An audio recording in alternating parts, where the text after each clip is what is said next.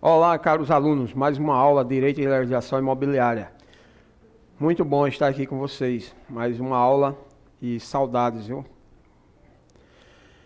Então, bem, como foi dito na aula passada, paramos nos bens quanto à titularidade do domínio e vamos dar continuidade nessa aula. Com relação à propriedade dos bens, esses podem ser classificados em particulares. São os bens pertencentes às pessoas naturais e às pessoas jurídicas do direito privado. Públicos são os bens pertencentes às pessoas jurídicas de direito público, classificam-se em bens de uso comum, bens de uso especial e bens dominicais. Os bens de uso comum são aqueles que podem ser utilizados por todos, exemplo, como as ruas, praças. Os bens de uso especial são aqueles destinados à execução dos serviços públicos, como as repartições públicas em modo geral. Os bens dominicais são aqueles que constituem o patrimônio das pessoas jurídicas de direito público. Bem de família são, pessoal, preste atenção no bem de família, certo? Porque esse bem de família, vamos supor, é uma coisa que não pode ser penhorável, certo? Os bens de família são protegidos pela lei contra a penhora. Ato de apreensão judicial dos bens do devedor para pagamento de dívidas. O que é o bem de família? Vamos supor, eu tenho 5 imóveis, certo? Eu posso escolher desses 5 imóveis, um como bem de família, um como impenhorável. Não interessa o valor, antes que me perguntem. Alguém já queria me perguntar aí. Professor, posso escolher qual o mais caro? Sim, você pode escolher o mais caro. Tenho 5 imóveis, tenho 10 imóveis, tenho 20, tenho N imóveis. Um exemplo, 5 imóveis. Eu posso escolher o mais caro desses 5 para ser o meu bem de família, ok? Que eu escolhi, eu vou lá e registro ele como bem de família. Então ele não pode ser penhorado. Só os outros 4, em caso que venha a acontecer algum ato de apreensão judicial, certo? O intuito é garantir à família o direito de moradia, garantindo-lhe a dignidade humana e o mínimo existencial, beleza? Os fatos jurídicos são ações que surgem, quer seja proveniente da atividade humana, quer sejam naturais, capazes de criar, transformar, ou transferir ou eliminar direitos. Eles são tratados dentro do Código Civil no livro dos fatos jurídicos. E para que esses fatos produzam efeito no campo jurídico, é necessário que existam presentes o agente capaz, o objeto lícito possível determinável ou indeterminável, determinação ou liberação pela lei. Se não houver esses elementos, o ato não será aceito, mas nulo. Por exemplo, um exemplo bem claro aí, certo? Se uma mulher decide cozinhar e utiliza os fósforos para acender o fogão, isso não tem efeito na área jurídica, certo? Mas se essa mesma mulher que acendeu o fogão colaborar para a explosão de um gás de cozinha, acarretando danos materiais e até a morte de terceiros, esse fato terá influência no campo jurídico. Entenderam aí? A questão, o que é um fato jurídico, é a questão do elemento, certo? A gente vai ver aí o dano e a culpa, também no próximo slide. Então, os fatos jurídicos são classificados em naturais e humanos. Os fatos humanos são acontecimentos provenientes de quê? Da natureza. Ou melhor, os fatos naturais são acontecimentos provenientes da natureza, certo? E eles podem ser divididos em fatos naturais ordinários e extraordinários. Os ordinários são quando são separados, como por exemplo, são quando são esperados, como por exemplo, a morte, o nascimento. Eu já espero ali que a pessoa vai morrer numa questão ali, já num caso terminal. E o nascimento, eu também espero que já tenha a hora lá determinada que o médico falou que a criança vai nascer, certo? Fatos extraordinários são aqueles imprevisíveis, como terremotos, enchentes, raios, etc. Os fatos humanos são acontecimentos provenientes de quê? Das ações, das atividades humanas. Elas são classificadas em atos lícitos e atos ilícitos. Os atos lícitos são ações realizadas pelo homem que estão em conformidade com as normas jurídicas, produzindo os efeitos desejados pelo agente. Eles podem ser classificados em ato jurídico em sentido estrito, negócio jurídico e ato fato jurídico. podem ser chamados, os atos jurídicos em sentido estrito, eles podem ser chamados de atos meramente lícitos e são cometidos pelo homem sem o interesse de influenciar na esfera jurídica, pois estão em conformidade com a lei. O exemplo mais prático é o teste de DNA para reconhecer a paternidade, certo? Eu faço um teste de DNA para ver se a criança, se o filho é meu, foi constatado. E aí? Eu tenho mais o que falar? Não. A questão aí está comprovado, certo? Então pode influenciar lá na esfera jurídica, que eu sou o pai. Não tem como não ser, porque o DNA é um caso comprovado e concreto. Negócio jurídico, proveniente da relação entre duas ou mais pessoas, que se ao reunirem, no caso, podem ocasionar efeito jurídico. Um exemplo de um contrato de aluguel. Pronto, eu sou locatário e tenho um locador. Então, quando a gente firma o contrato lá de aluguel, né, virou o quê? Um negócio jurídico. E o ato, o fato jurídico, é todo aquele que considera o ato produzido em si e não pela vontade humana. Certo? Exemplo, um menor de idade achar um tesouro. O agente não é importante no primeiro momento, mas sim o ato. Apesar de ser menor, este terá uma parte daquilo que foi achado. Certo? Então tem o ato e o fato jurídico. Atos ilícitos. Os atos ilícitos são aqueles atos danosos que o indivíduo causa sobre outra pessoa, que vão contra as normas jurídicas. Assim, ele é chamado e é obrigado a reparar os danos, certo? Através de indenização. Nessa relação deve existir os seguintes elementos: o agente, o dano, certo? O nexo causal, o dolo, a culpa.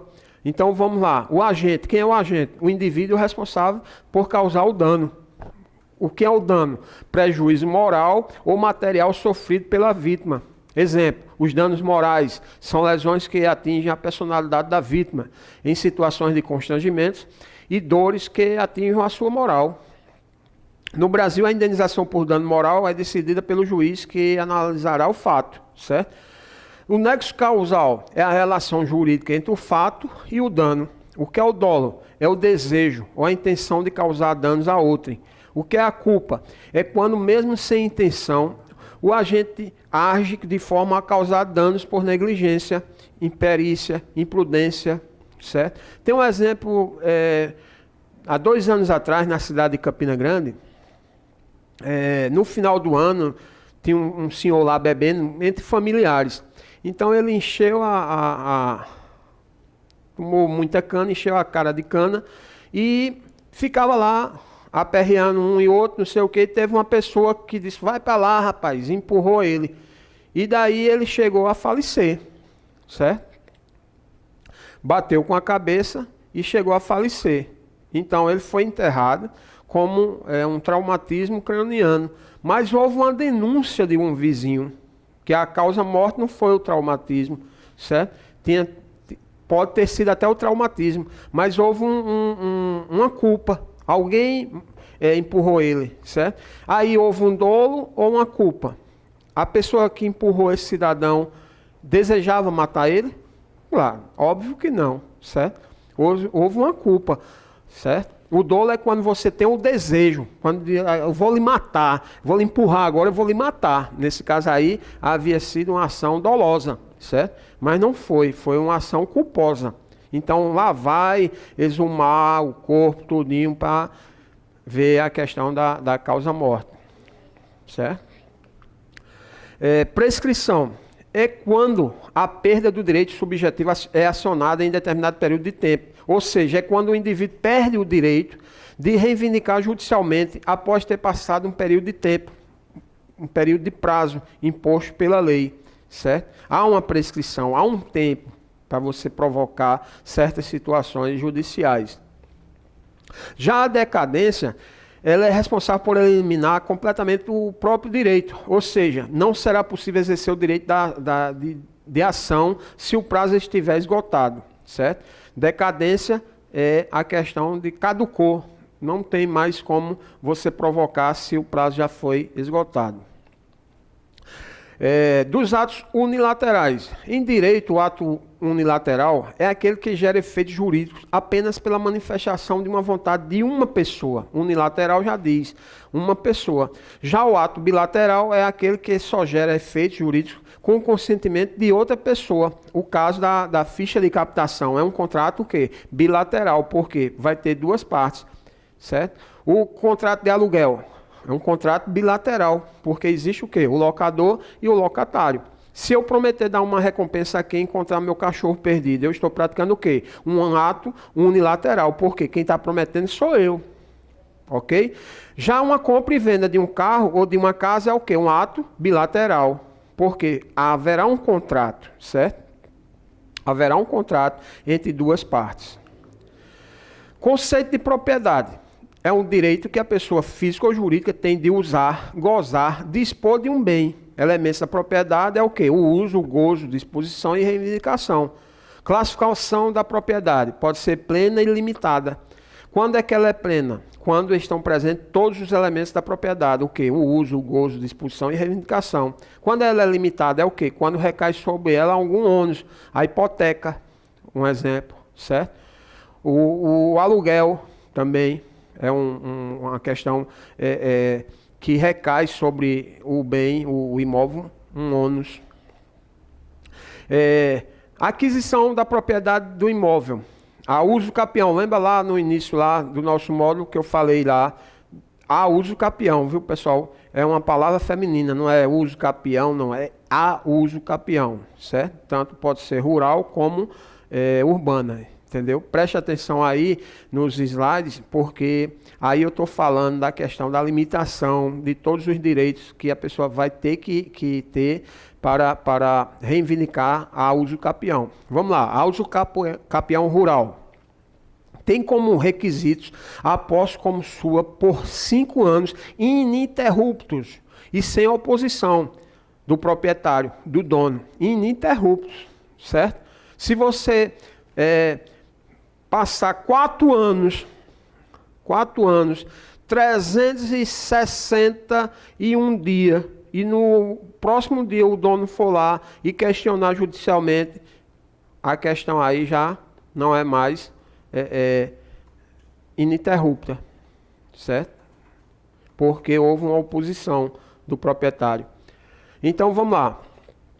Tem como requisito a posse como sua, pelo um prazo de 5 anos ininterruptamente, falando, e sem oposição do proprietário, de área rural não superior a 50 hectares, não superior a 50 hectares, desde que já não seja possuidor de qualquer imóvel, de outro imóvel, seja esse rural ou urbano, certo?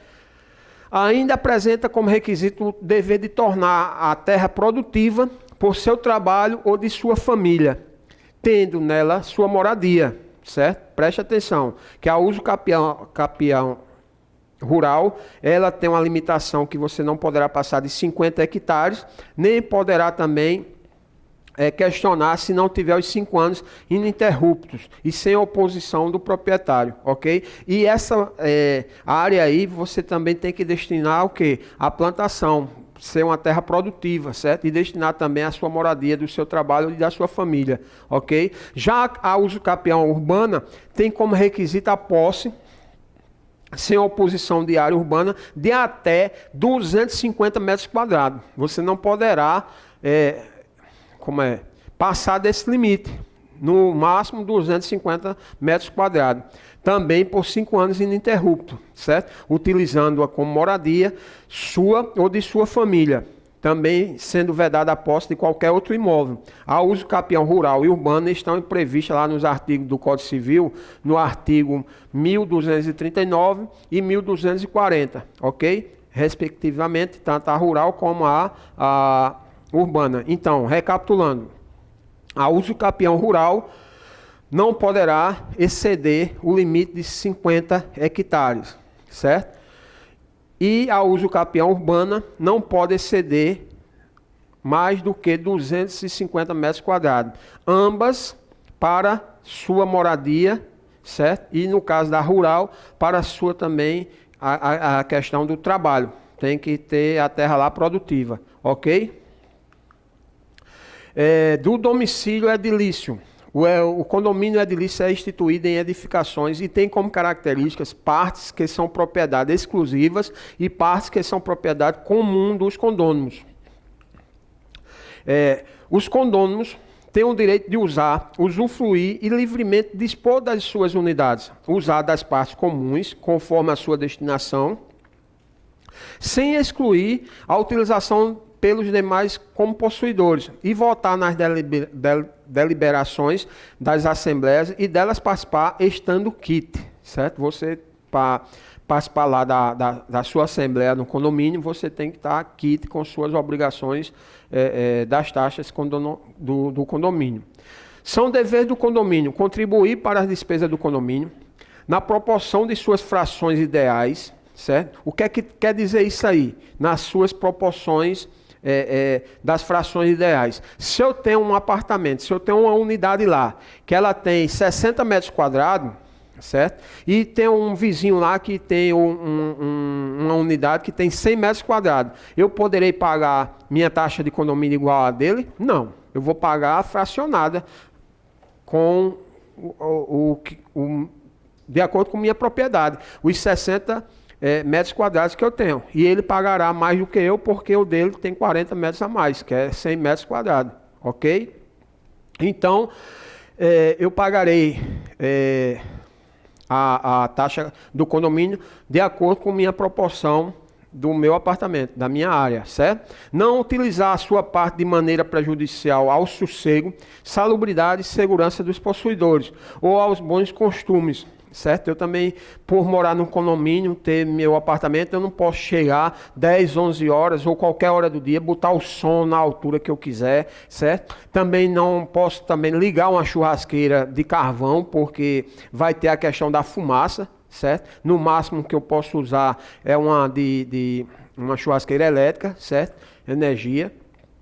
Então, tem essas questões aí e aos bons costumes. Ok? Eu não posso prender elevador porque eu estou esperando alguém. Eu não posso chegar na piscina, tomar banho na hora que eu quiser.